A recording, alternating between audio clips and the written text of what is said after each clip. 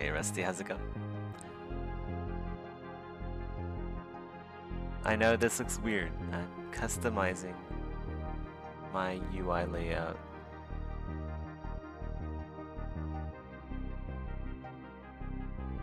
I can explain everything. Don't worry.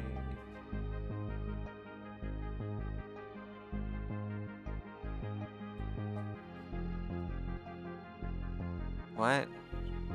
The poop? Yeah. Yeah, I can smell the dog shit. It's pretty gross. Pretty nasty.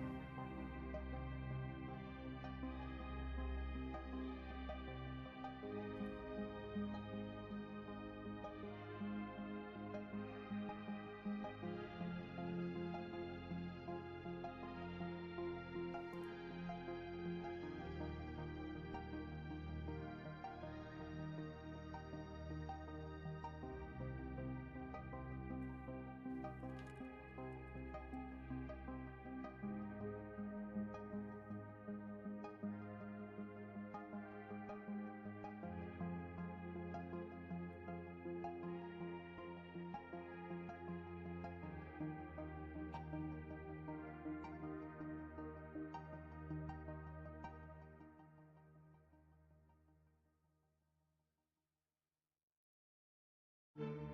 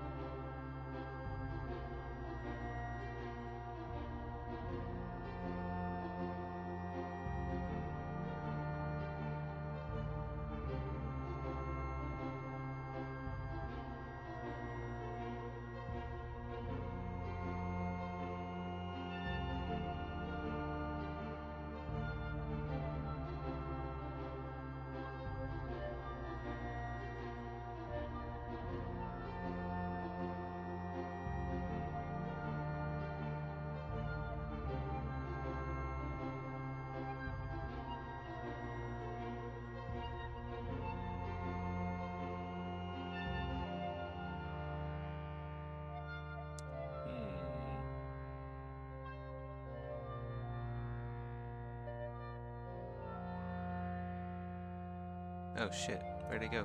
There it is.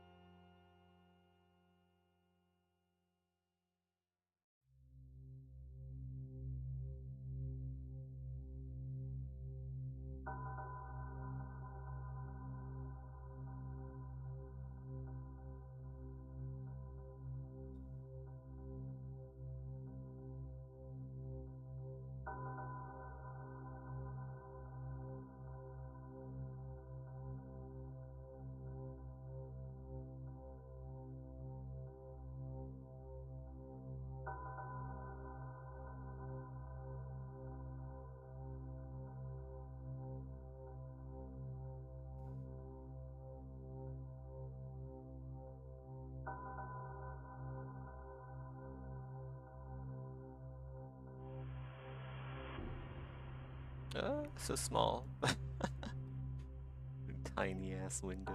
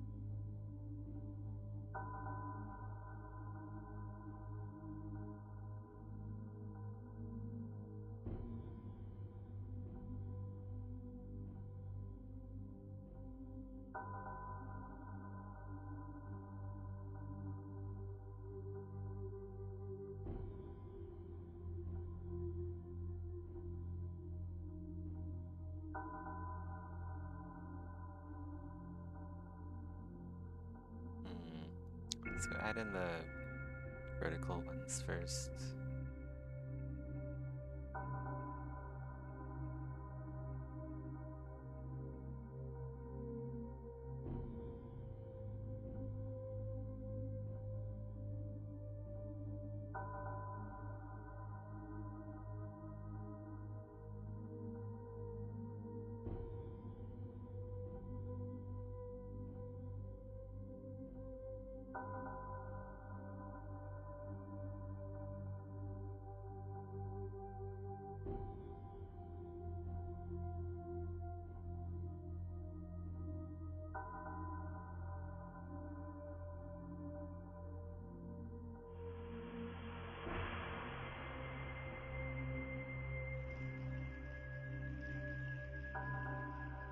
Delete this now.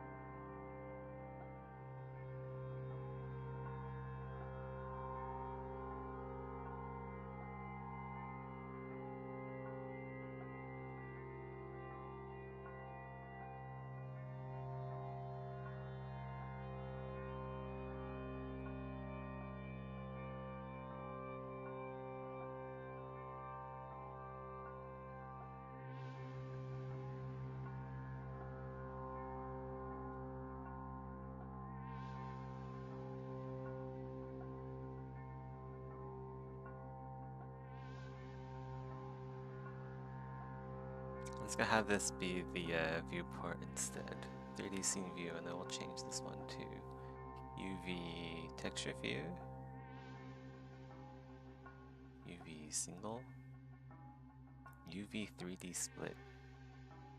Oh, that's what I need. We can delete this then. Wait, I want scene view. I don't want like a 3D split. Let's go change this to. I guess this works. Let's go delete this.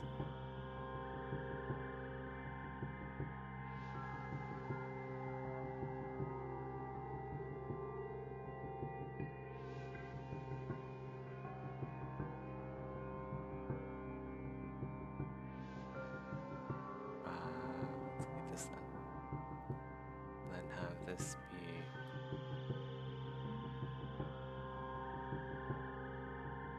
Wait, can I not delete this?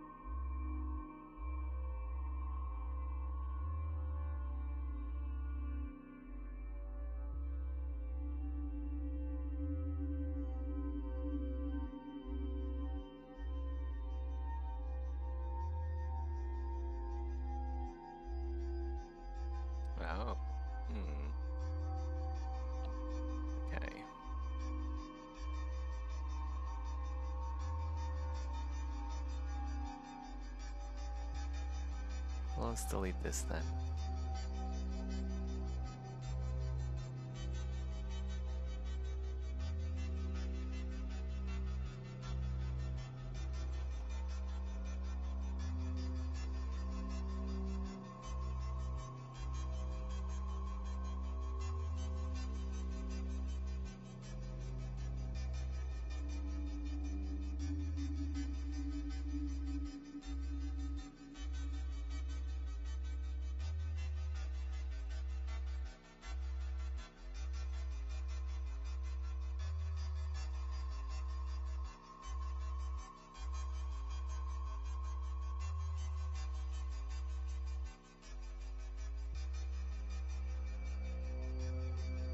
How come I can't delete this window? That's weird.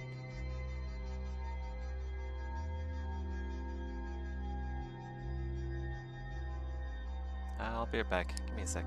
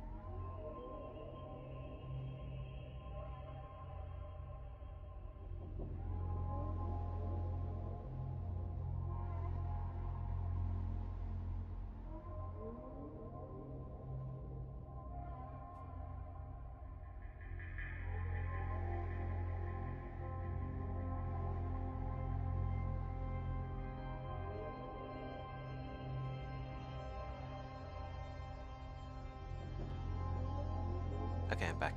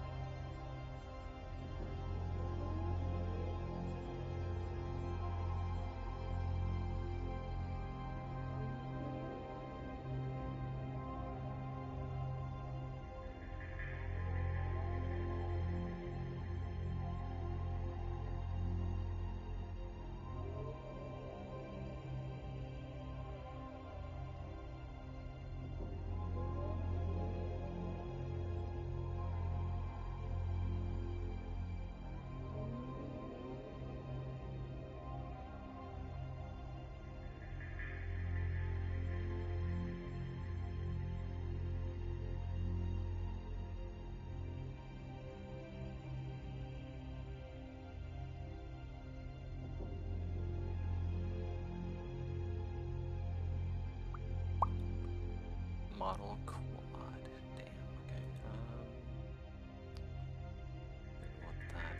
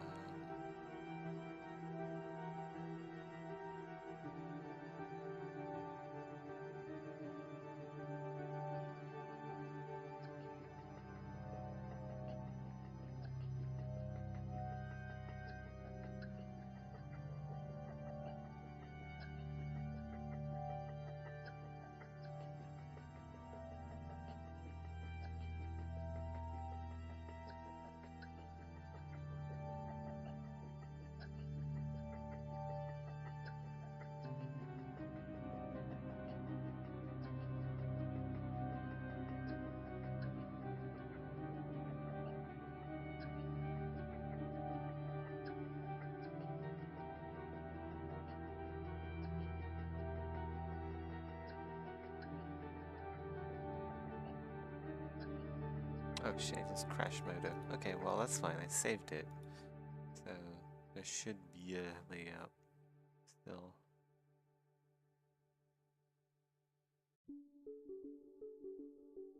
Or maybe not. Maybe all that work for building a layout is gone.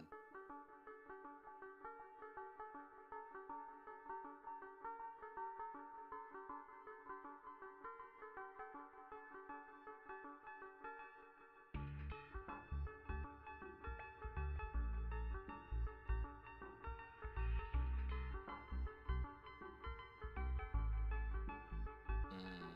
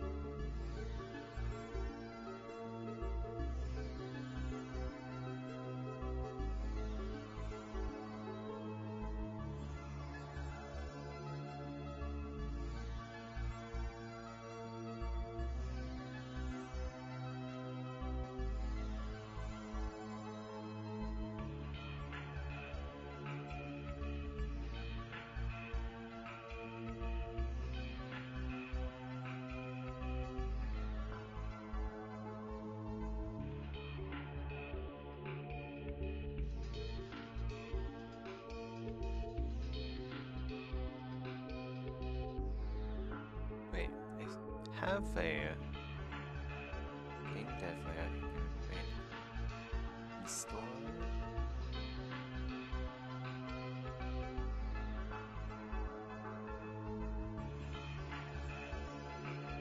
Yeah, let's man argument.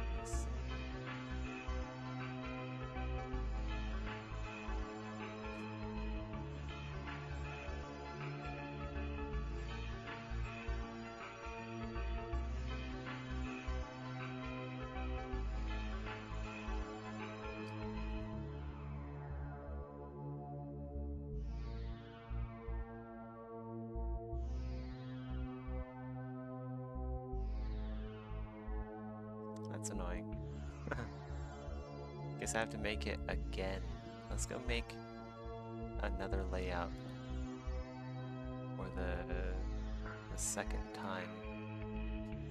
It'll be fun.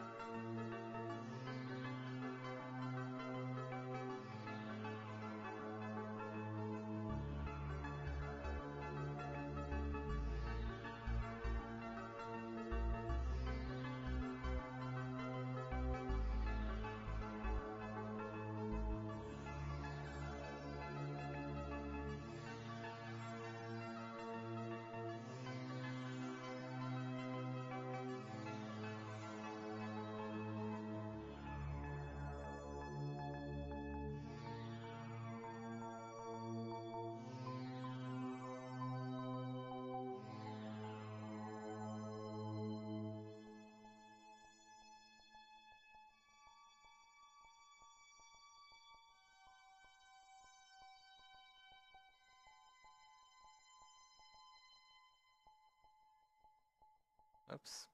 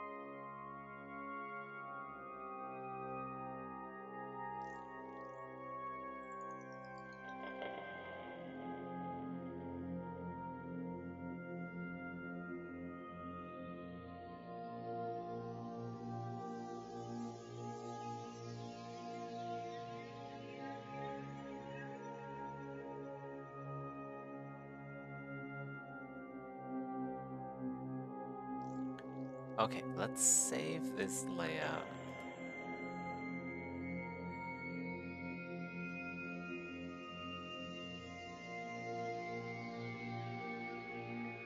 This will be a scene view, 3D scene view. That's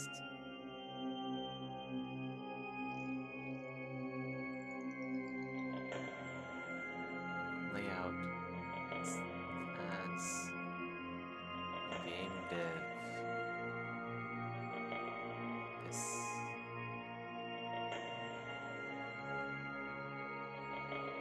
Now, if I open up another version of Modo, will I have game dev, my layouts? Better be there, otherwise okay, so close that. Let's go do layout. System preferences.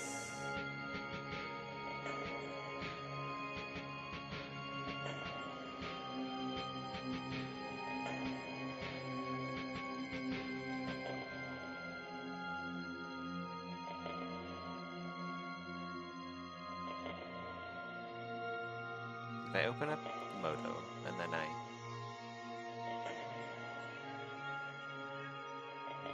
let's go do plus layout.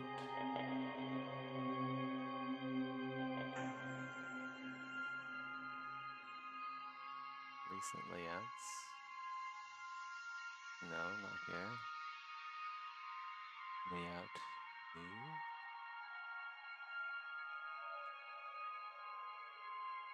Wait, what? How come I can't load a layout?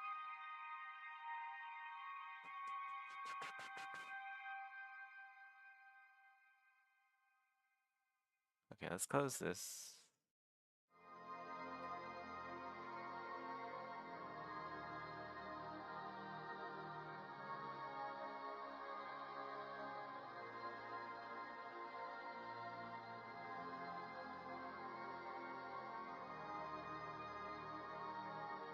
Config save. Maybe that will do it. Let's go see what happens when I open up another Modo.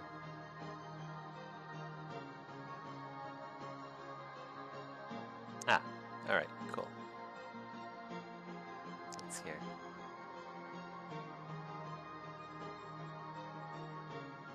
Good. Alright. So once we're done making the layout, I'm gonna go export this and save the config file somewhere safe.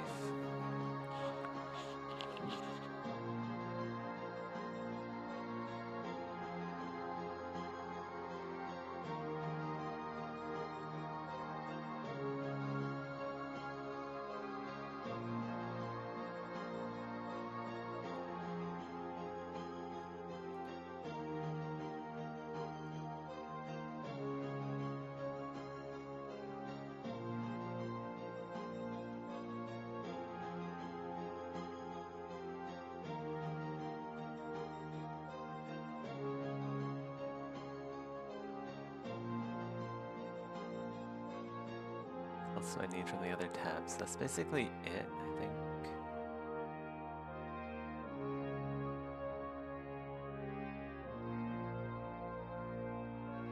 I get the graph editor? I need a graph editor for animations. Let's split this.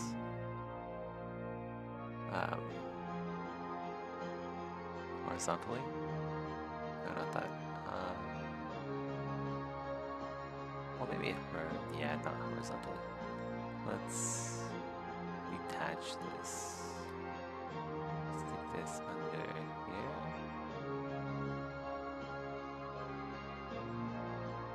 Maybe we'll put it under there. And then this will be the graph editor.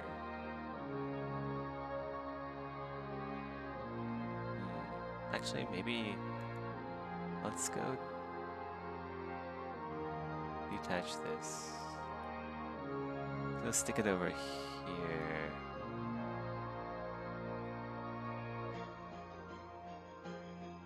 Because there's a lot of room down here, actually.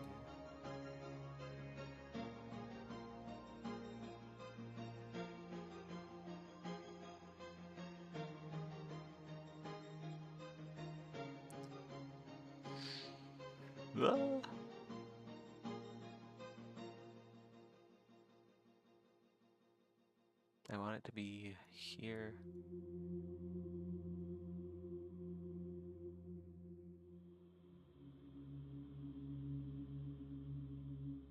I guess here works. Yeah, alright. So this will be the graph editor for animations because we have the keyframes here.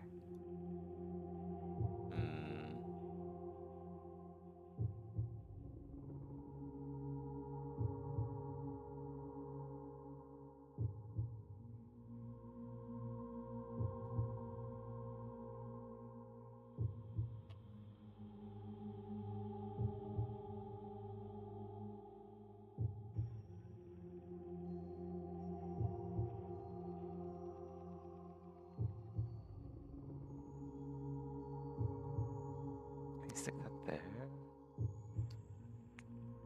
Okay, hold on.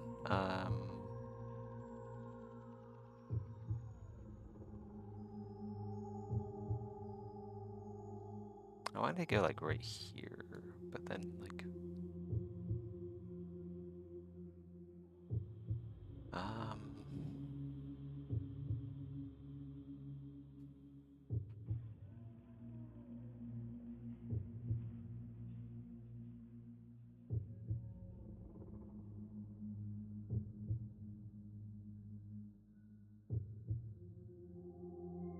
okay, let's detach this.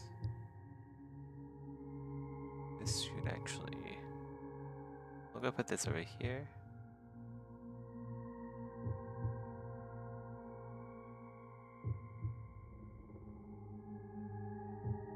Stick this.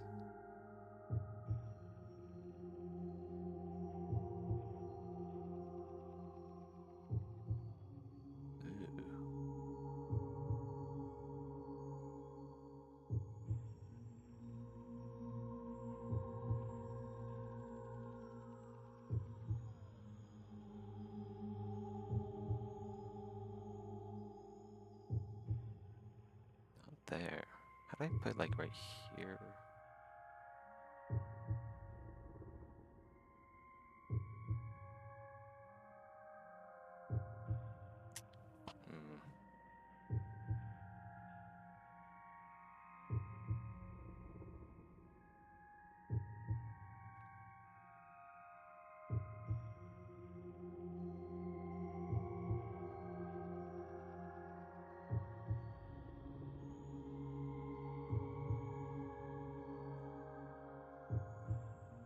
I might just have to redo some of this.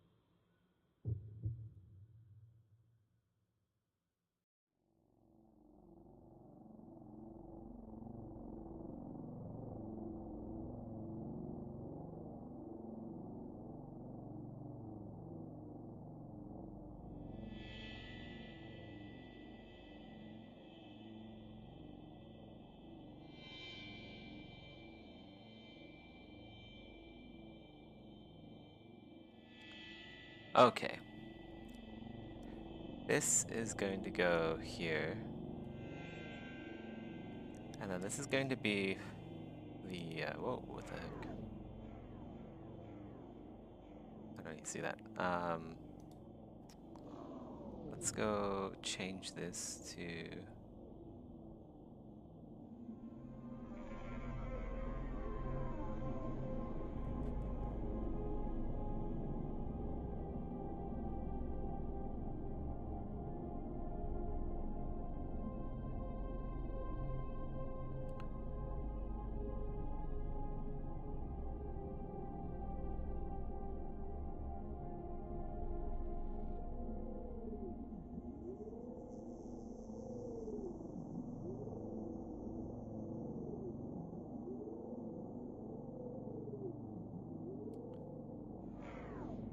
Let's... Graph editor, okay.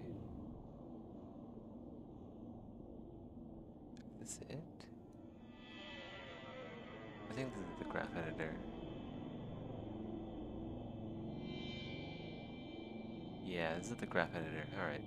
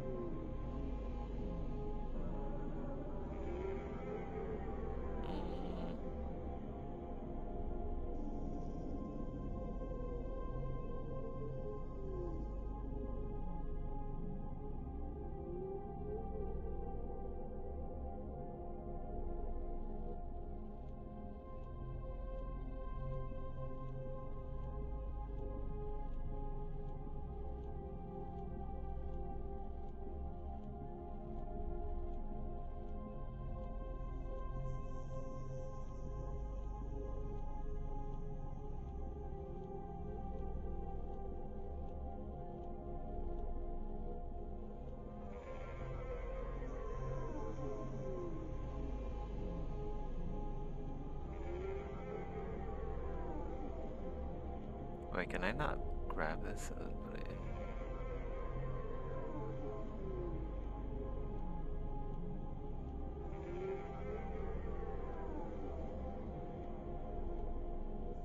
What the fuck?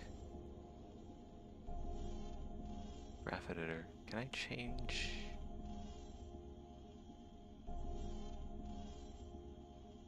We'll stick this here. Placeholder for the graph editor. Wait, let's...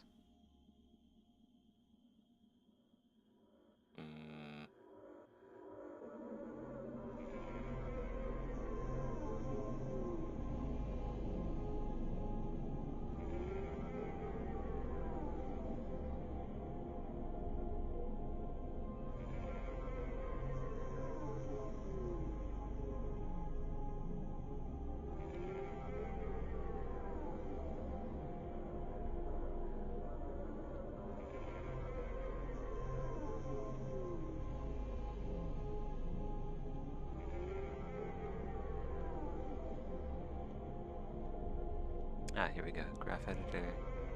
Layout? Oh, just the graph editor, okay. What? What is just like the graph editor layout though? Oh, is that everything?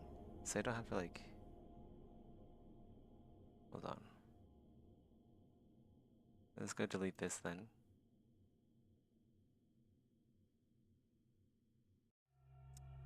Shoot. Let's just go delete these.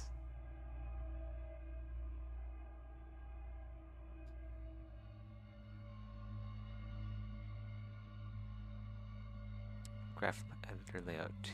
Oh, okay, okay. So there's 3 different. Okay, I want this. This is what I want. Alright. So we have that.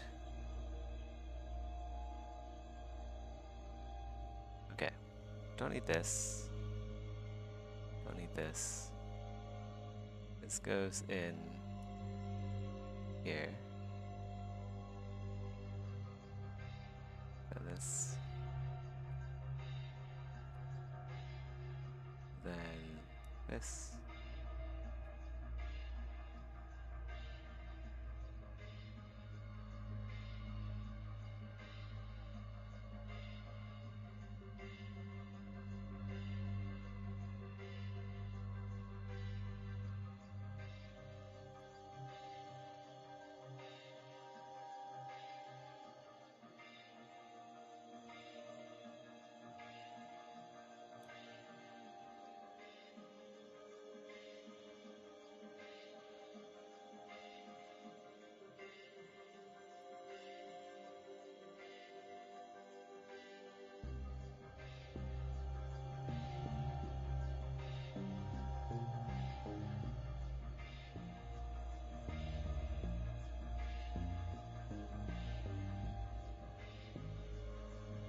Oops. Okay.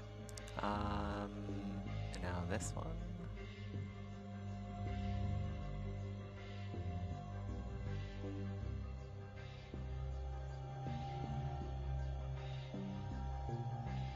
And this one here. Then the rest go as follows. Where are these?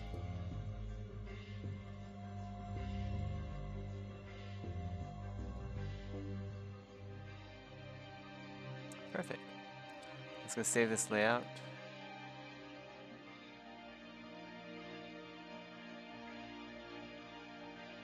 Do I always have to click on Save As? Because...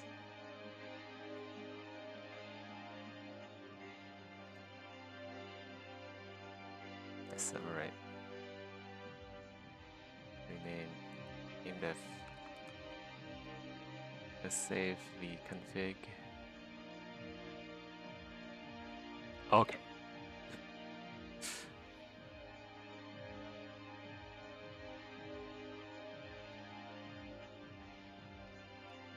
Let's customize this now.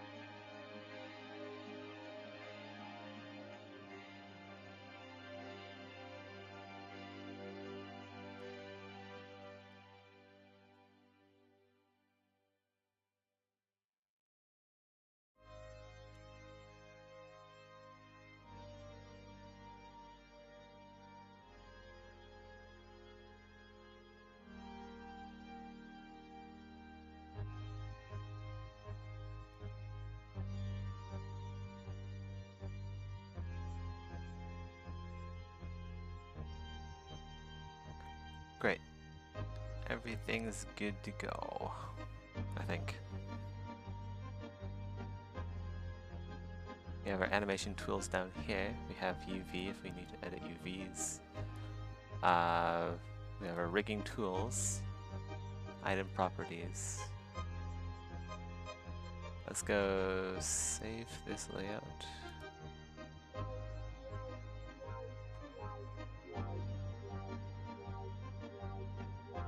Wait, why is it called the game deck? What? Rename it. Save as.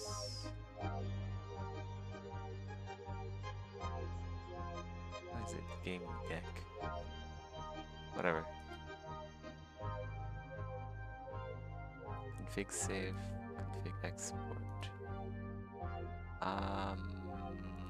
3D tools. Modo. Config.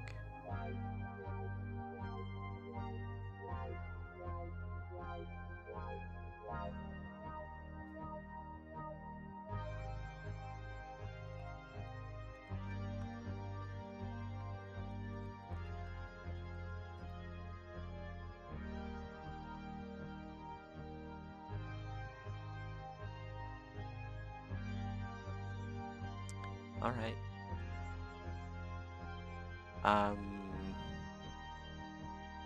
I guess we can try doing like a basic walk cycle. I got like, I did some weight painting earlier.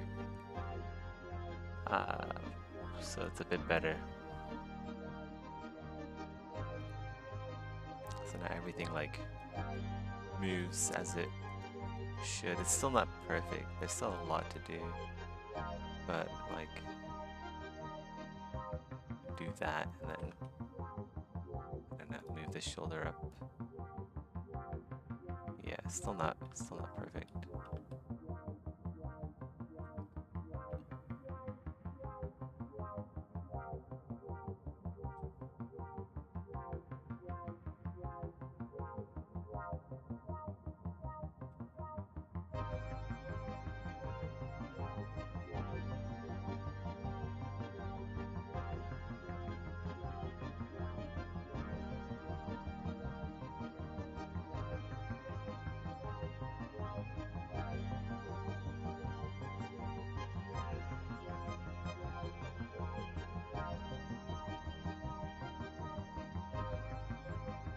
What's up with the command?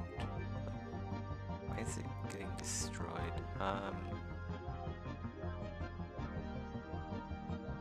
Like the command window is getting. I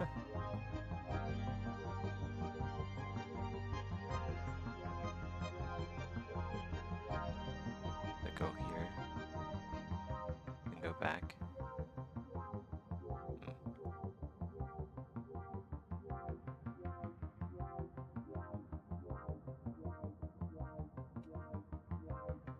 Ah, there we go.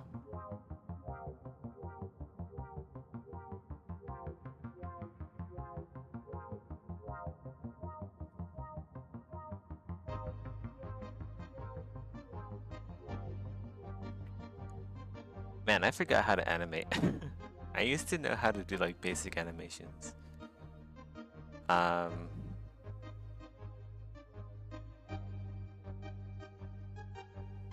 I guess we'll do like a basic idle pose. We're on the pose idle 1 right now, so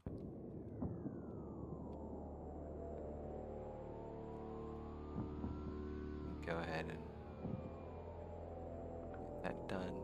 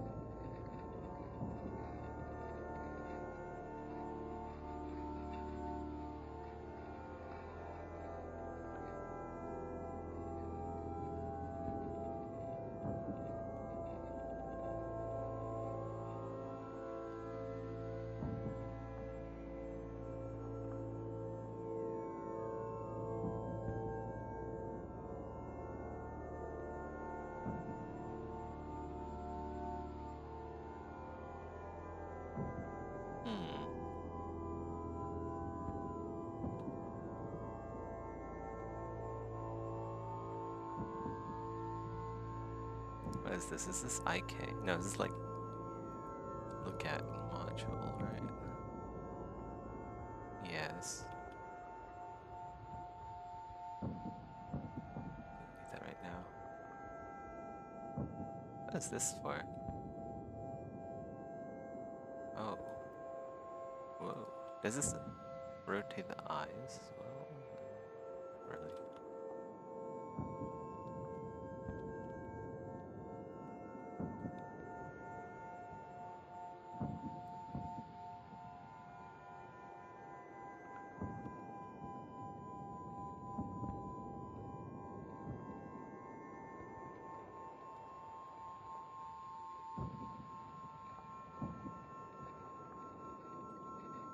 That's a jaw. I haven't weight mapped that yet. Should.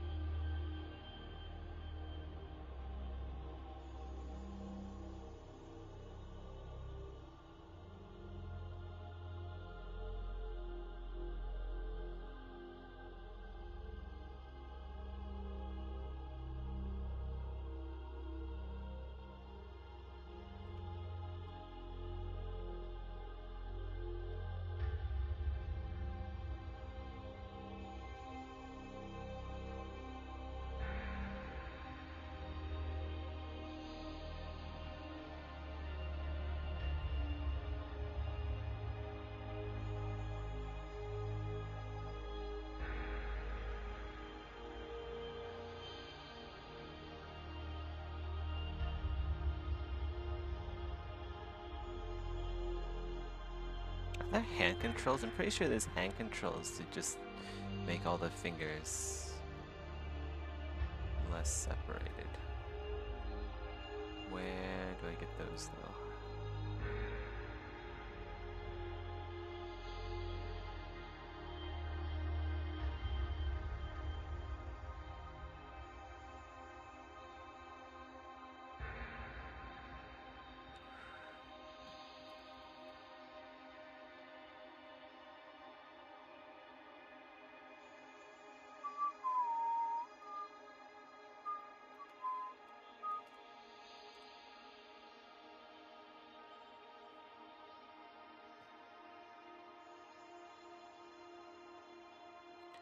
Controller selection tools.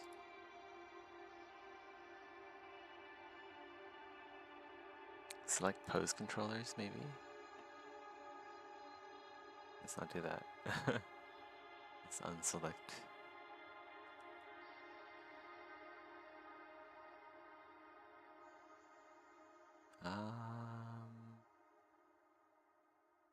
Open channel set. Oh, maybe here. This might be it, actually.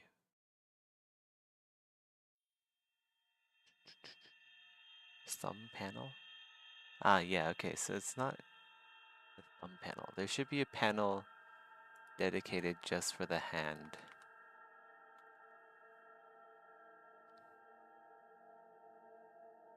Because there was one in ACS2. Maybe it's in the arm panel. Nope. It's not here.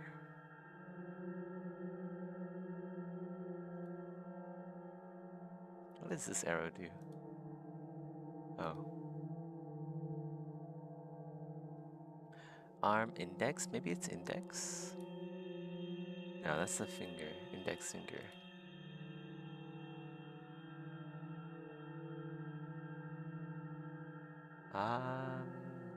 There isn't a panel here.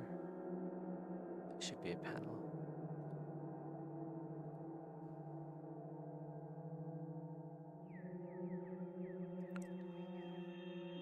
Oh.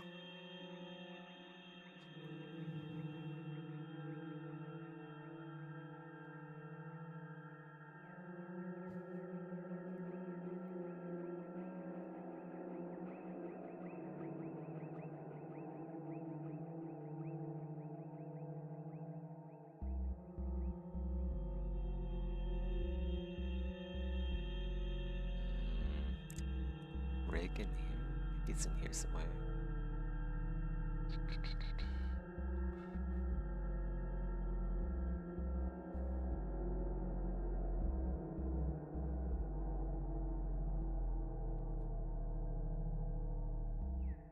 No, it's like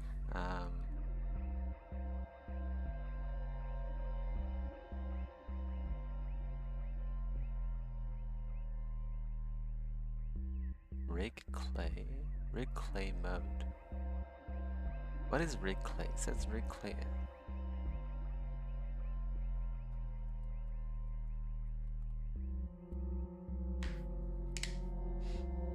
Let's go check this out. I don't know what it is. I gotta learn what it is.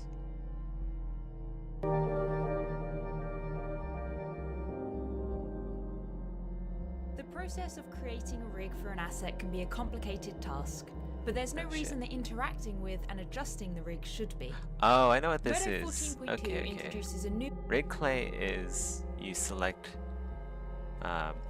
you use move tools to move the polygons, which in turn move the rig. So instead of using rig controls, you're using the mesh itself as a control to control the rig, which in turn controls the mesh. It's a bit weird that way, but yeah, that's cool. I remember that. Be right back. I'm gonna go take a shower. It's hot here in Malaysia.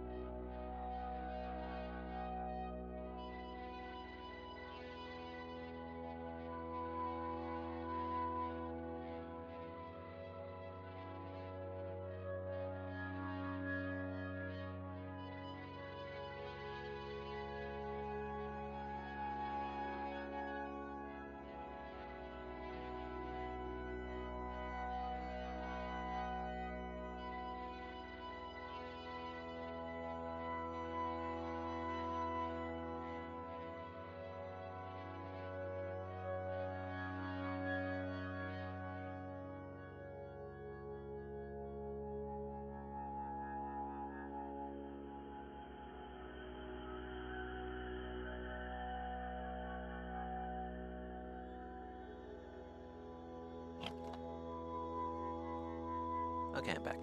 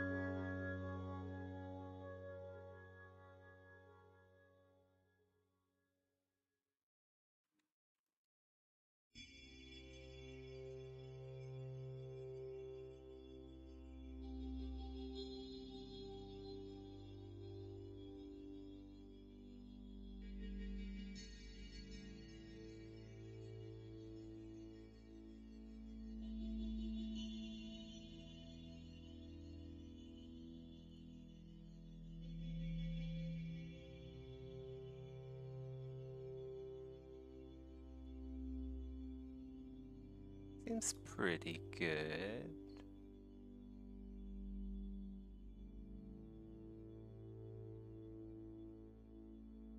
Can we turn off the little widget thing? It's getting in the way. I don't know. I don't need to see the display. I want the light to be apparent, but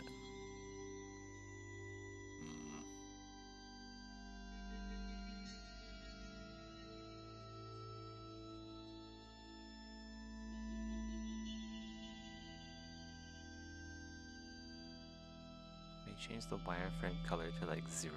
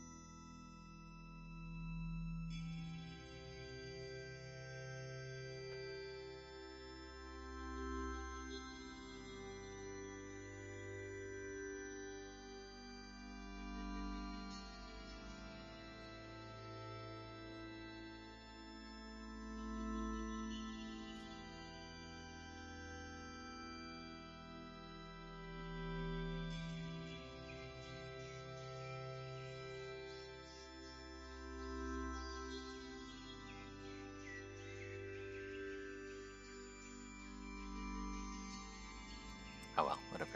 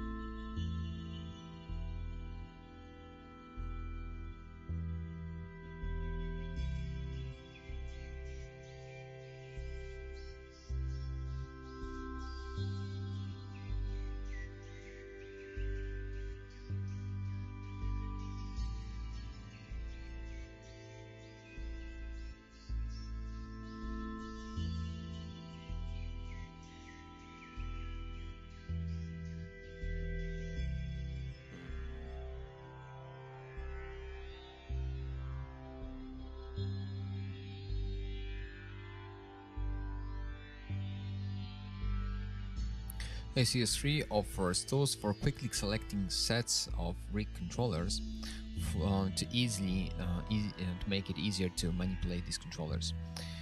And these tools are located both in the Animate palette as well as in the main toolbar while you are in the Animate context. So let's start from the left side. The first button is Grow Controller Selection by Module. So if I select one controller from the right arm and one controller from the right leg, for example, and hit this button, it's going to grow selection such that all the controllers from the right arm and all the controllers from the right leg are selected. So it's a quick way. For example, if you want to keyframe the entire module, let's say I want to keyframe the entire spine, simply grow this selection and then hit the keyframe button and you will have your spine keyframed. The second button actually brings a pop-up with a few more commands, and the first one simply selects all the controllers in the rig. So absolutely all the controllers that are in the rig are getting selected, and that means both those item shapes that you can see here, also the hidden slider controllers. And then so that's a quick way to actually select everything that you can animate in the rig. And the second button is quite similar but not the same. It only selects the controllers that are set to be stored in a pose. So by default, it really is all the controllers apart from the master controller, because the master controller is not considered to be part of the pose. You typically use it to just place your rig in space. And when you save a pose, this controller is not really saved with the pose. So the pose controllers is just the ones that will be stored in the pose. And like I say, by default, it's pretty much all of them apart from this master. However, you can make you can change this property on each controller. So if you build a custom rig and for some reason you want to add some more controllers to the rig that you don't really want to be stored in the post, then all you have to do is, if I select a controller and go into my item properties, rig tab, find the controller section, and then you will have this store in pose button. So if I, as you can see, for the master controller is set to off, and if I enable it, and now if I do select pose controllers, you see that all the controllers are now saved, and when you save a pose, the master controller will be saved with the pose as well. But for this, let's just go back to the default. So I'm going to rig, again, controller section, store in pose, and set it to off. And then finally, we have a third button that selects controllers keyframed at current time, which means that if I click this, I'm at frame 0, and here actually I have a pose keyframe, so all the controllers from the pose are selected. But let's say if I go to frame 10 and select just 2 controllers, or just move, change the, let's say, hips, and let's rotate the spine a little bit. So my keyframe really just changed 2 controllers. If I want to find out which are these controllers, I can do select controllers keyframe at current time, and you see that it just selects just those 2. If I go to any other frame with no keyframes, then this simply drops the selection.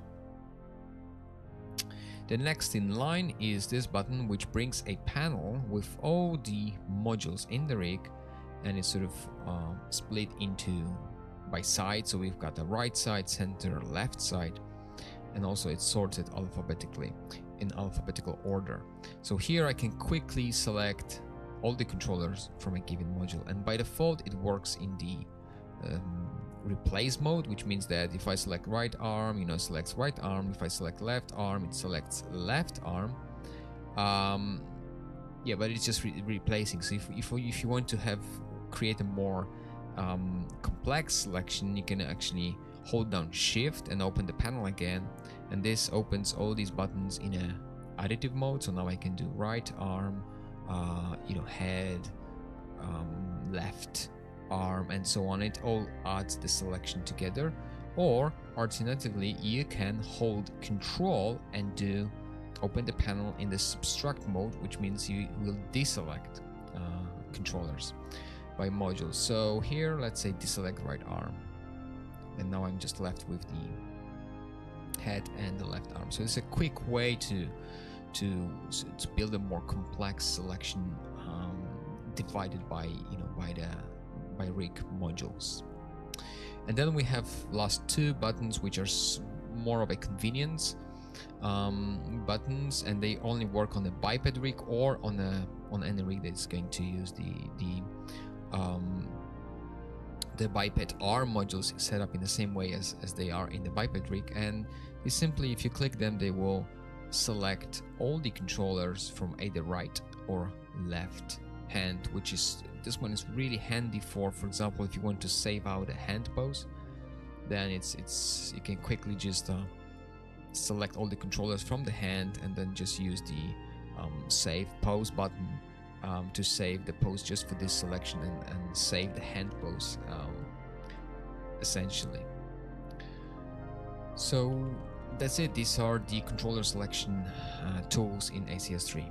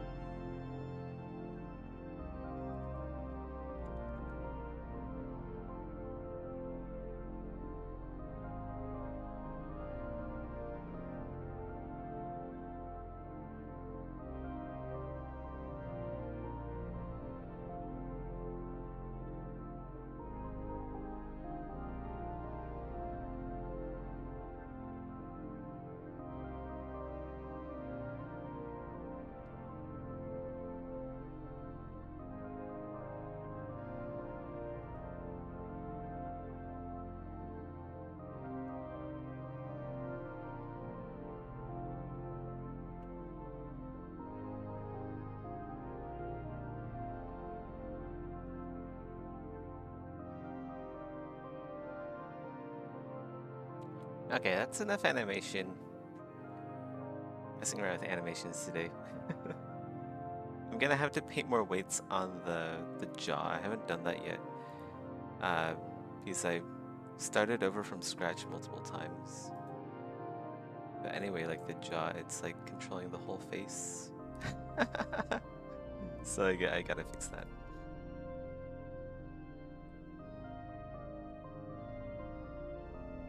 Okay. Let's get some sculpting work done. Streaming for 2 hours. Alright, 2 hours. 2 hours rigging and animation. I did a lot off stream as well. We'll close that. Get some sculpting done. Is there anything to listen to?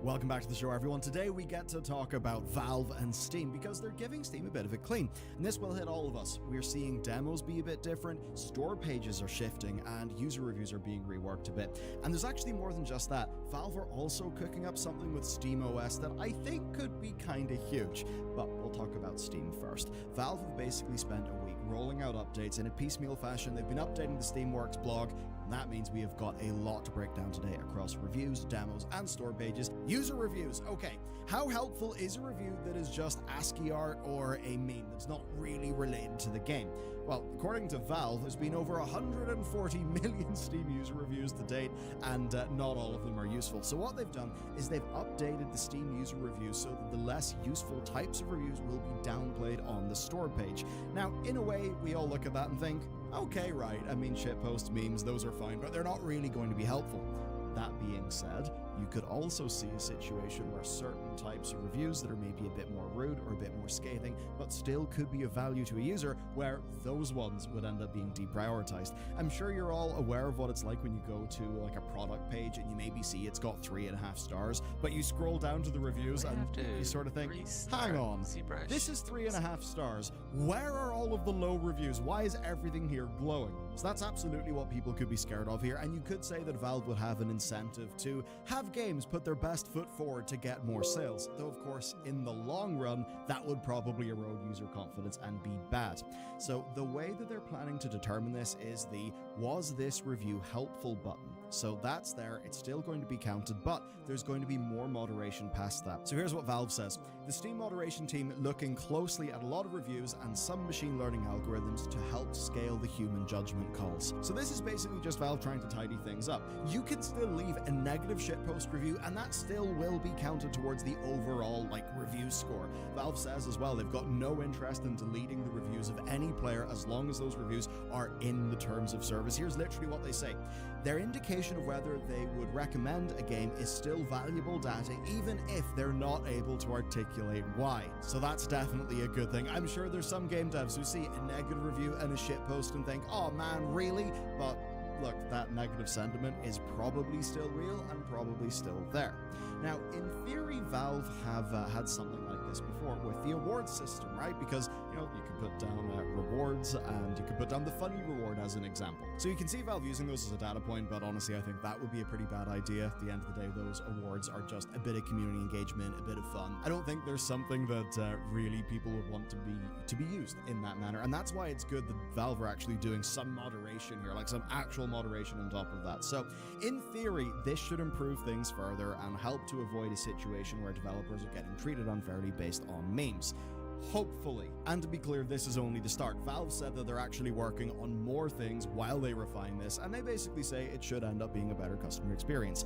Will it be? Will it not be? I'm not 100% sure, but look, I'd rather have useful, positive or negative, I'd rather have useful reviews that people have rated as being helpful up there at the top, rather than just shit posts that get lots of engagement because people find it to be funny. As much as I'm all there for the fun, it's user reviews. Those are actually there to serve a bit of consumer need and to educate and inform. So that's that. The next thing then is demos, and it's really interesting what's happened here. So in the past, the demo would just exist within the Steam page of its host game, its parent game. But as of July, demos are actually a separate product on Steam. That means they've got their own page, and it also means they've got their own reviews. Now that bit specifically is fascinating to me because you can put out a demo and you can get real user review feedback for that demo, not just stuff that's you skimming a forum, but actually people casting a vote. I think that's actually going to be of real high utility for developers, but it's also going to be quite good for discoverability. This means that a demo can go out there, have its own page, essentially go viral, and get loads of positive reviews. So that even is a really strong part of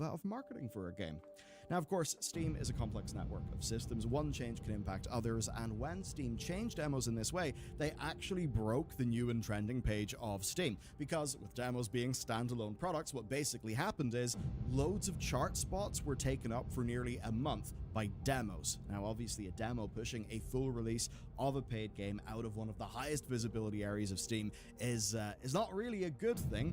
And the good news here is that Valve have learned the lesson, and they've added a new core feature called Trending Free. So now, paid games get their spotlight back, but free-to-play games like, say, Supermarket Together, benchmarking tools like the Black Myth Wukong one, and loads of demos, those are basically away from the paid area, and they now exist in their own free and trending spot, which I think is just a big win for everybody. The next change then is to Steam store pages. So Valve wants a store page for a game to just be a store page for a game. They don't want it to be other things, and that means policy decisions are being made. From September, they will be banning off-Steam links. They'll be banning the advertising of other games and any imagery that replicates their store functions, like, as an example, having a wishlist button, like within a bit of your game's marketing, or a screenshot or something like that. Now, this was prompted by store pages that look like this one. This was spotted by the creator of SteamDB, and what you can see is links to 4 other games and a community Discord. Now, this, of course, happens for fairly understandable reasons. If you're an indie dev, right, where are you going to get most of your traffic? The answer is not your own website. So what actually happens is a store page and community hub for a game ends up being your equivalent of a website. So if you're a developer, you'll perhaps want to move people over to your Discord, where you can give a better experience, perhaps. If you're a publisher, well, maybe you'll want to also, on a store page, promote other games. Maybe there's cross-promotion there, and maybe as a publisher you think, okay, well, if we're cross-promoting all of our games on all of our Steam pages, then that will just be more visibility and more sales for everybody, which is great.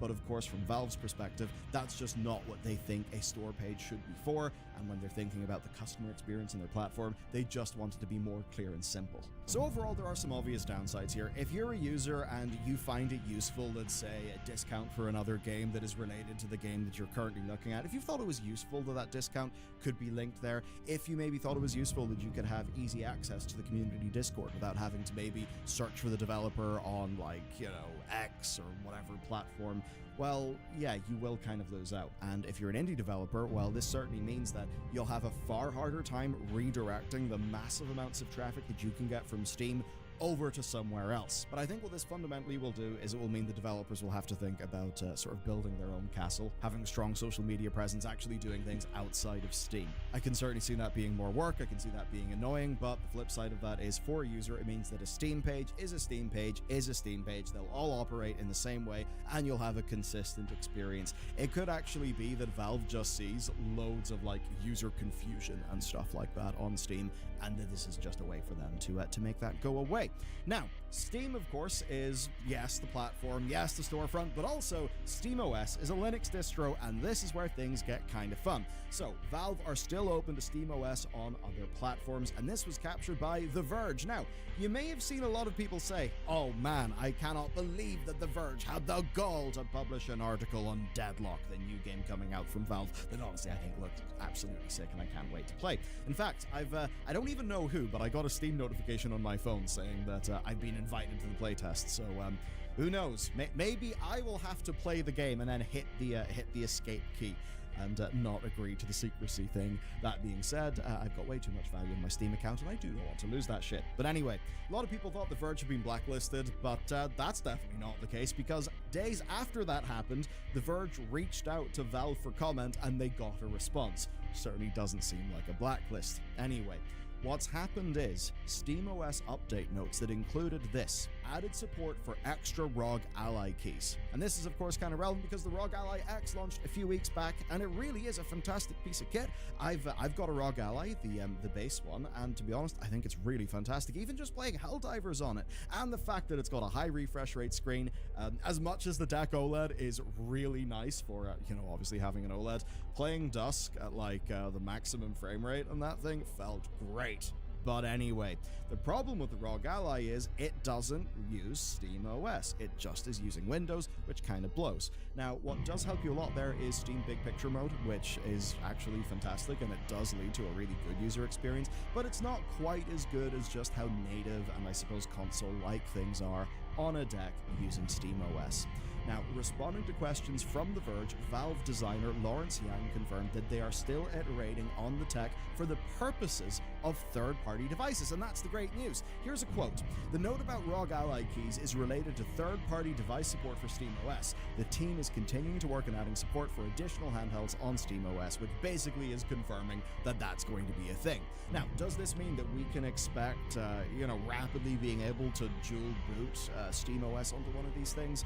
Well, no, not yet. Very explicitly not anytime soon. Yang described it as being something that, quote, isn't ready to run out of the box yet. And he also did say that dual booting in Steam Deck is being worked on as well. So even though they just shipped things like APU, audio, Wi-Fi, and Bluetooth drivers for Windows on Steam Deck OLED, they're very much adamant that it's not fully done yet, and official support is just not something, that they're doing. So I'm sure there are ways for, an enterprising user to do fun things there, but it's not a fully Valve-backed experience, because even right now, say, the audio drivers are not working on the native speakers of the device. They'll only work for Bluetooth and headphones. So there are still loads of little kinks that have got to be ironed out there. But the good news is that's exactly what Valve are doing. So we're not quite there yet, but we certainly are getting there. And the one thing that I'll really say just excites me so much in this is Qualcomm have entered the race. I believe AMD have as well. So one of the cool things about this laptop that I'm using, or not this iPhone actually, but like the newer ones,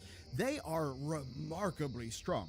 Now, I could go and, have a whole big discussion about, about ARM, about RISC, and yada, yada, yada. But basically, the point is, our big, fat, chunky x86 processors are, they use quite a lot of power. They kick out quite a lot of heat. If you take a look at, say, look, Apple certainly, Apple cherry picks, whenever you see a graph from Tim Apple, you gotta watch out. But the truth has been, like, on, the M1, M2, whatever, MacBooks, they have had a ridiculous battery life to performance ratio as compared to an equivalent Windows machine. Now, what's been really exciting is that Qualcomm have got, let's just say, a similar class of chips, and those are coming out on Windows devices right now. What's exciting then is the sorts of power that maybe you'll see in a modern iPad, as like, the iPad Pro that's got the M4 chip. Well, you'll actually start to see that kind of power be available on the likes of your ROG Ally or your new Steam Deck. And that should actually unlock a whole new level of power and performance. Because again, whether you're using the Deck or the Ally, I mean, man, you can hear those fans whirring, you can see the battery drain, you're sitting there worrying about the wattage, like the power draw of your chip, and you've got different like power profiles for your chip. A lot of that stuff won't really matter as much whenever we're moving ahead to, something like Apple Silicon, what Qualcomm are doing, and I believe AMD are trying to compete in that space as well. So this isn't exactly a thing for now, but it is to say that, take a look at the ROG Ally and the ROG Ally X. I believe those are still using very, very similar chips. What could be cool is our next version of that could be quite a bit more of a step change in power to performance ratio. That, combined with more ubiquitous support for SteamOS, truly could mean that this kind of renaissance in handheld gaming that we're getting, that it will only get better. You'll be getting more performance, better battery life, similar prices. Like, honestly, the future is kind of bright, and that's why it's really good to hear that Valve are working on this stuff. So,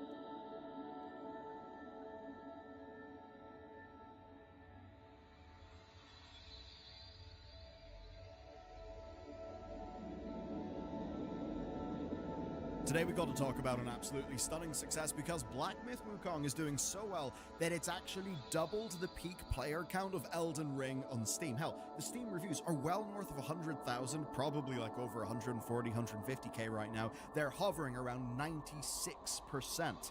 I mean, this was literally the most played single-player game on Steam ever before most of the Western world even woke up. And that's all, of course, from a team of Chinese indies who basically ditched their AAA jobs to eventually try to make the thing that they wanted to see. So, today I'm going to catch you up on everything you need to know on Black Myth Wukong, AAA today's sponsor. First up, context. So, this game basically exploded onto the scene August 2020. They had a 13-minute announcement gameplay trailer, and I mean, basically, holy shit.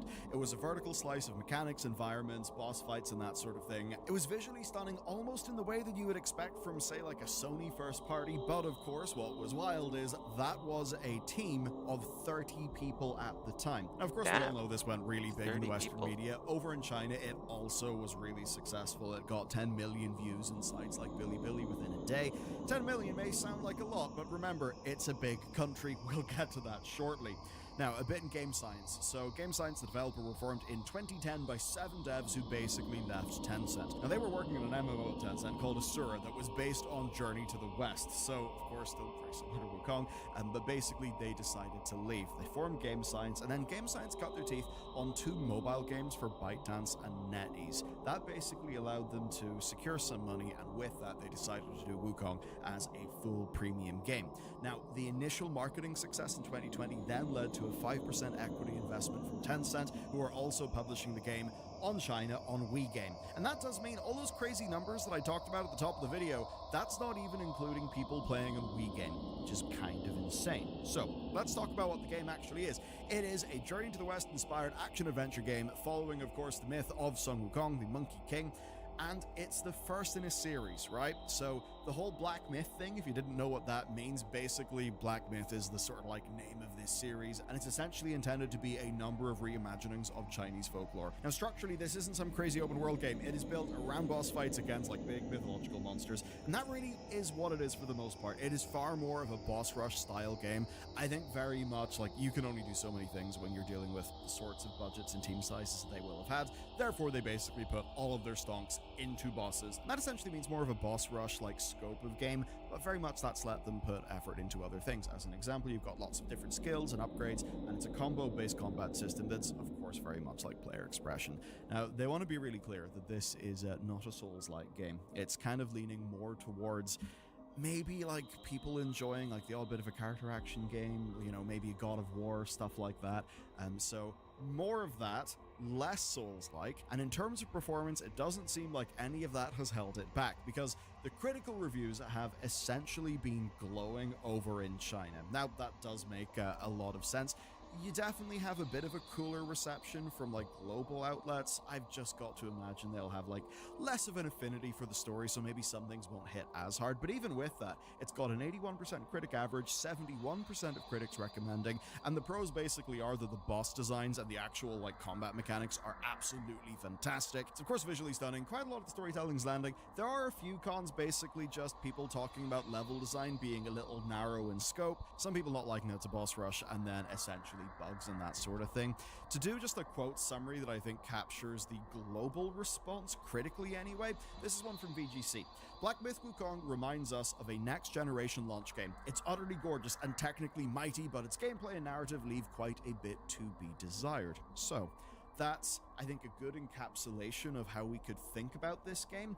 But most people do actually seem to be enjoying it quite a bit more than that. And most importantly, when put in the right context, that is still an absolutely incredible review, given like where this team came from, the sorts of games they were working on before, and like their overall ambitions. So for your first time, like in a big sort of, I mean, I was going to say AAA premium because that's what it looks like, but I suppose maybe not AAA, but anyway, what we can guarantee is that sales have been goddamn astronomical. I mean, in Steam, like over 2.2 million concurrent players, which is crazy. So this is essentially a perfect result. Now, in the few days running up to this, there were some very, very odd headlines, and I definitely want to break those down because, well, you know what, they're at the very least kind of interesting. Now, the global marketing for the game seems to be handled by both Game Science and then their marketing partner, Hero Games. There were oddities. No PS5 codes went out before launch, and by various accounts, PC review codes were actually in pretty short supply, and the PC codes themselves only went out the Friday before embargo on the 16th of August, which is, I mean, it's not ideal, but, I mean, look, it did kind of work out in the end. But the thing that really got people's attention was the streamer guideline controversy.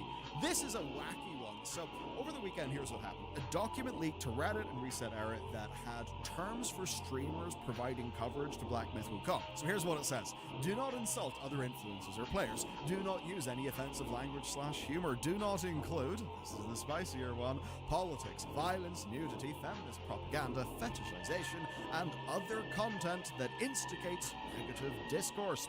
Do not use trigger words such as quarantine, or isolation, or COVID-19.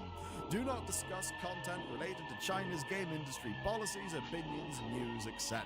Now, the initial response to this was quite funny because with all of the culture war stuff that's floating about, I think most people looked at this and thought, well, this isn't what the reviewers have got, and this seems to be bait. Well-orchestrated bait. But no, it actually turns out that, as verified by multiple independent sources, this is actually true.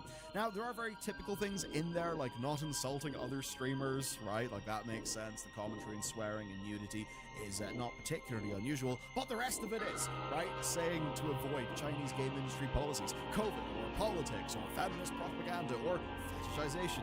That is not usually the sort of thing that you see in some content guidelines. Now, I know for some people, they will look at this and think, yeah, well, you know what? The woke mob's just going to kill this, good on his game, so screw it. Whatever. I mean, it's obviously, it's a touching on hot button issues, right? So you could see people on either side of said hot button issues maybe having an opinion about, what should actually be in guidelines.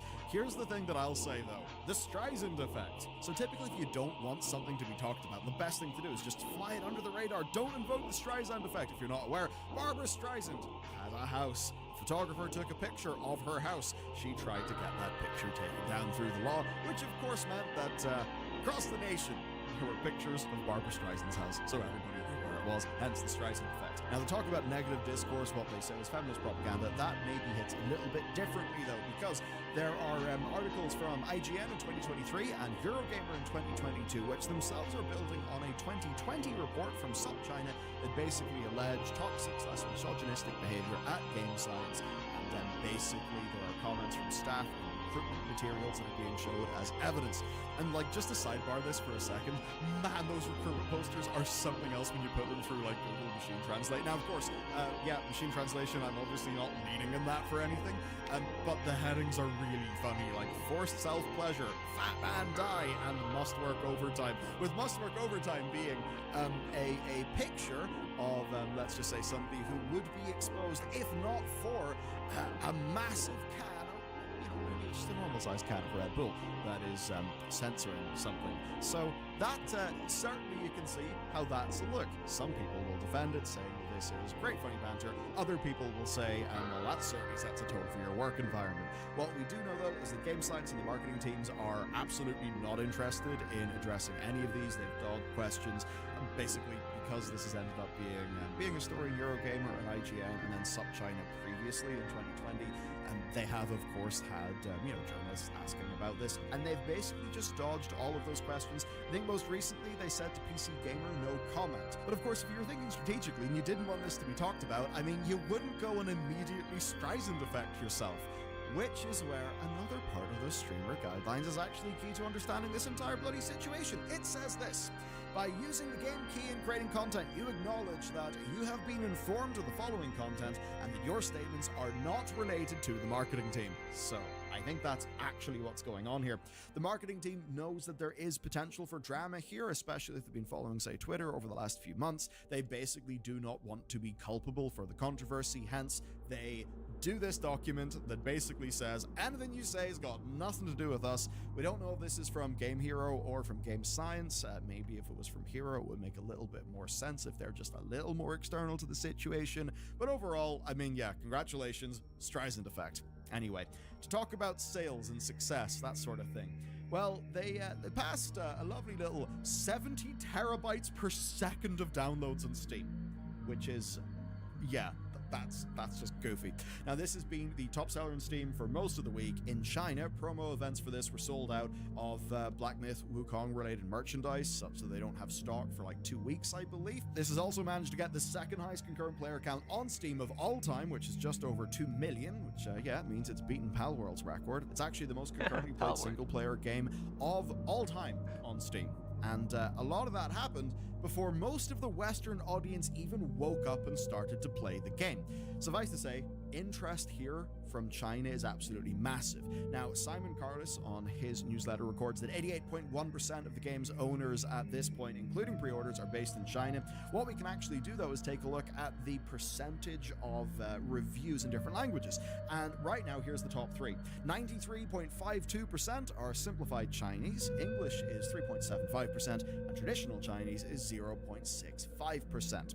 And that's just in Steam. We've got no idea how this is doing on WeGame, which is a Chinese game distribution platform. Suffice to say, though, it's probably doing quite well. Now, I want to talk just for a second about scale. China's quite big. They have a population of 1.42 billion people. And if I just think about our channel analytics, right? Normally whenever we, so I guess like me, my team, probably you guys as viewers, whenever we think of gaming, we're doing so within, I guess, our broadly Western cultural context, which means EU, NA, and a few others. As an example, if I was to just tally up US, EU, UK, Australia, and Canada, that's about like 0.91 billion people. Of course, China's bigger than that. And it will also help for marketing and targeting that China is a bit more like homogenous. I guess in terms of like, you know, population, language, that kind of thing. Like historically, one of the things that was always amazing about the American market is you have like over 300 million people who speak English, which is really, really handy. Whereas of course in the EU, like you're going into loads of different jurisdictions that have got loads of different regulations, loads of different languages, which does make like targeting your game's marketing sometimes like a little bit harder. I mean, it's really not as big a problem for a digital product like a game, but I think here though we do see like what's going on pretty obviously. This is based on Chinese like myth, Chinese folklore, really, really big for them culturally. They're an absolutely humongous population, so with Steam China being a thing, it's absolutely not a surprise that we're seeing the success that we're seeing here. Now, the PS5 version is currently number 4 in the UK, it's number 5 in the US as of the morning of launch, and early reports are that it's broadly performing quite well, which is certainly nice to hear given that there weren't like PS5 reviews. So the performance mode hits 60 FPS with VRR support, which is pretty big. Now, there have been some quality mode issues, but seriously, for a game like this, like with a lot of combat, it's more of a boss rush, like, dude, come on, 60 FPS, like what the hell? Anyway, altogether, what this is one of the most impressive launches, and it was so before anyone outside of its home country was awake. And that's why I think a lot of the industry is looking at this and thinking, oh, something has woken up, what's going to happen next? So let's talk about industry context. Game Science basically had realized they could be at the forefront of a wave of premium Chinese games, and that they could do it right. Now, technically, it's not the first. You got the likes of Bright Memory Infinite, which was an Xbox Series launch title. It had some allegations of plagiarism in its early development, and it had a 2-hour runtime, which didn't really land as well as people hoped. That being said, it's actually really damn fun, and it's currently 92% in its Steam rating with 34k reviews. So, I mean, yeah, it didn't set the world on fire, but damn, 34k reviews, like, that is a result. The thing that matters here, though, is that it's proving that premium games are big business in China. Now, we've got PlayStation's China Hero project, which has a wealth of titles from local developers being supported, and both Tencent and NetEase are also establishing homegrown studios to take advantage of local talent. Again, what was this? This was people who were working on like an MMO with Tencent. They didn't want to do that anymore. They wanted to make like, you know, big single-player immersive game with like narrative lucrative and all of that, so they went and did that. The thing that basically matters is the homegrown talent exists in China, and that's really, really big. One of the reasons why, say, loads of hardware startups happen in Shenzhen is because that's where loads of the talent is.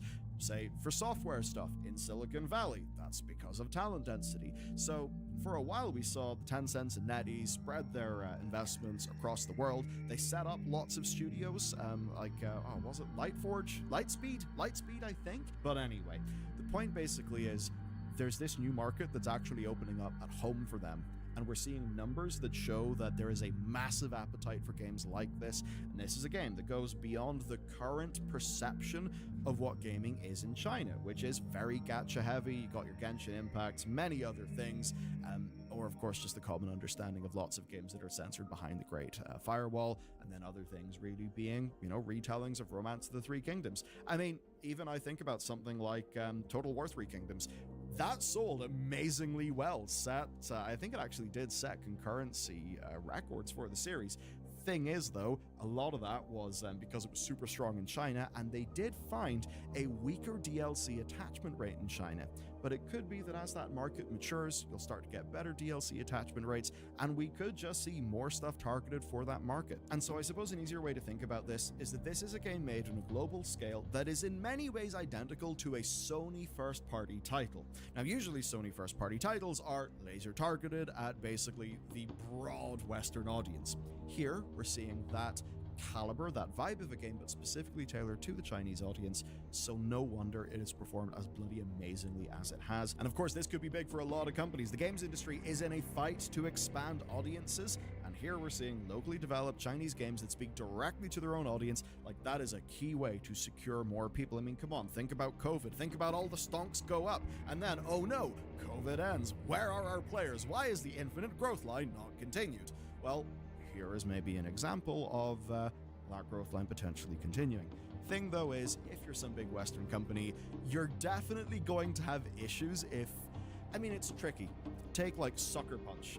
Obviously they were able to make a game that sold amazingly well in Japan, which, to be honest, is that's a really, really big achievement. If you can make a game set, someone else's country, someone else's history. Obviously they consulted, they did a lot of work there, but if you can do that and have it do really well in its home country, that is a really, really impressive mark. So can that be done by, say, Western teams for the Chinese market? I think it certainly could be, though I suppose there could be a bit of a struggle in just cultural understanding, because of course in the West we do see a lot of Japanese culture. Kurosawa movies, really, really big, whereas I think there is just less, or has been historically, a lot less permeability there with China. So maybe this will be a case of China sort of leading that charge themselves, and those games spilling out to us. I think it'll be a lot harder for a lot of Western teams to do an amazing job there, but that's me talking in the most generic terms, and obviously it's the specifics that really do make the difference. One thing's for sure though, we've came a long way since the launch of Steam China in 2021, where with that it really seemed like PC gaming would be partitioned off into Steam China, whereas right now what we've seen is Wukong releasing on the global version of Steam, and absolutely being celebrated as a win. So maybe the Steam China thing has not been fully successful. Who knows? I don't really know what the difference in market share is between Steam China and Steam Global being accessed within China, and then say the likes of WeGame. We're certainly seeing the start of a global success here, and that could be big if the homegrown industry can basically realize that they can sell a lot of their own culture on the global stage. And here's where it does get interesting to me. This was captured by Bloomberg. I'm just going to read it out. On Monday, official news agency Xinhua ran a 30-minute documentary on how Game Science came up with the signature product featuring, interviews, blah, blah, blah, blah, blah.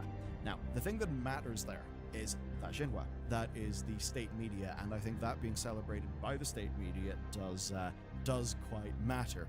This is where I would think about regulation in the industry, within China, right? So they've done a lot of stuff with age verification, biometric age verification and stuff to limit minors playing games. It definitely seems that regulators have been concerned with just some aspects of monetization, that sort of thing. So I think there being a strong domestic market for a big, just premium, no bullshit game like this, that actually could change things a little bit. And that being celebrated certainly is kind of interesting to me. I think it might be, though it is a little too early to tell. One thing is for sure, though.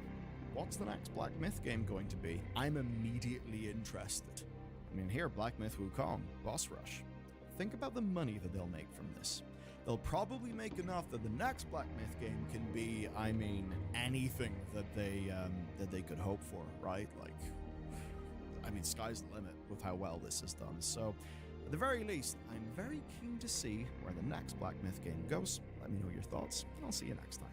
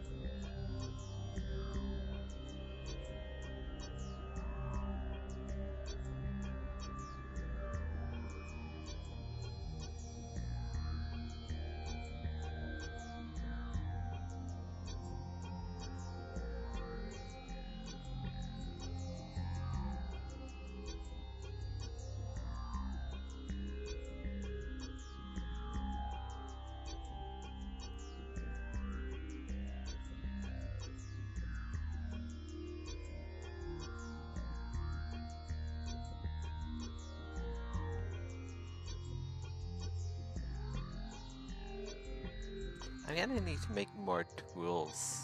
I don't have enough tools for what I'm trying to make. Well, maybe I do. Hold on. Maybe.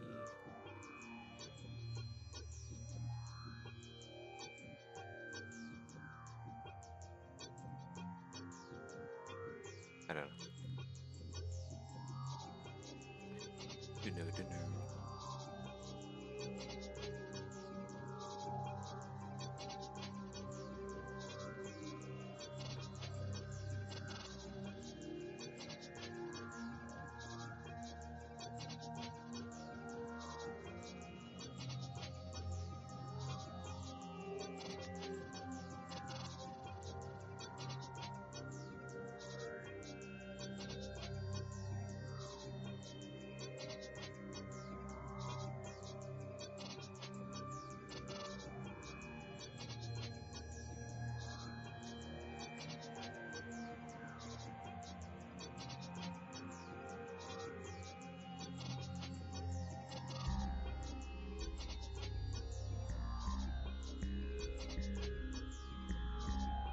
Let's try to get some detail in this sculpt.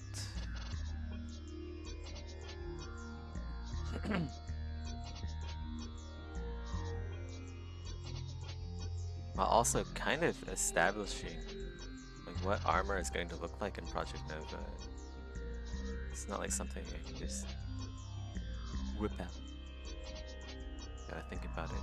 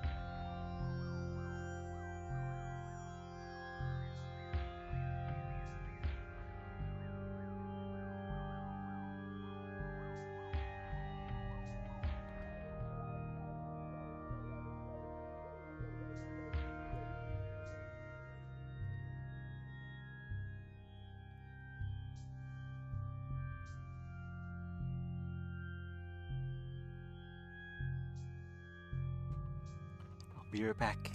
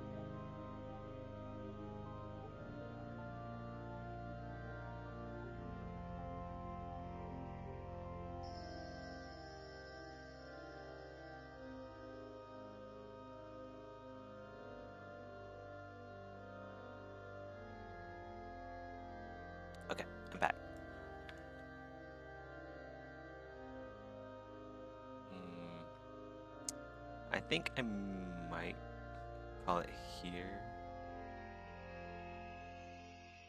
I did do like an 8-hour stream yesterday, so I guess that kind of makes up for it.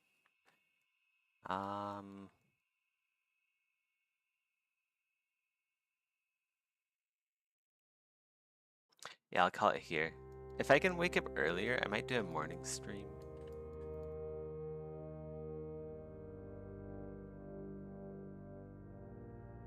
I think. But yeah, got a lot done today. Wait, where did Modo go? Did I close Modo? Or did it crash?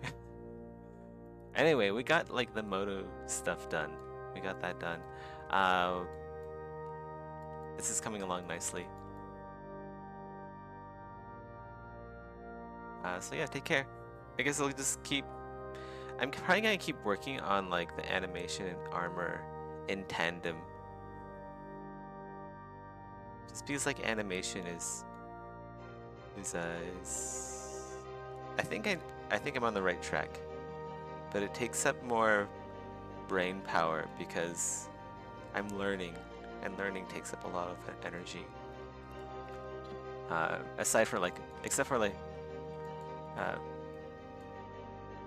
unlike art, which I can just like spit out.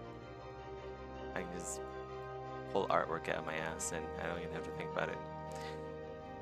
So yeah, that's all for today. See ya, Rusty.